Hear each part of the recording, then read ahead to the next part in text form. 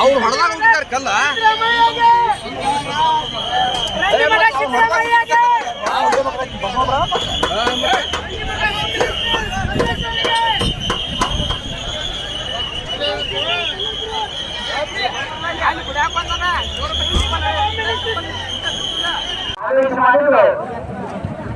ಬಹುಶಃ ಇಲ್ಲಿ ಸುಮಾರು 60-70 ಟೆಂಟ್ ತಾವೆಲ್ಲ ನಿನ್ನೆ ಜೈನ ಸಮಾಜದವರು ಹೋರಾಟ ಮಾಡಿದ್ರು.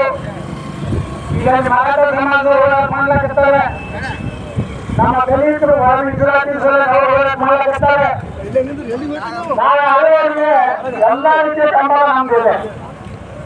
ಆದರೆ ಸ್ಪೆಸಿಫಿಕ್ ಆಗಿ ಲಿಂಗಾಯತ ಪಂಚಮಸಾಲಿ ಸಮಾಜಕ್ಕೆ ಬರುವಂತ ಟೆಂಪೋ ಟ್ರ್ಯಾಕ್ಟರ್ಗಳನ್ನು ನಿಲ್ಲಿಸಬೇಕಂತ ಏನು ಆದೇಶ ಮಾಡಿದ್ರು.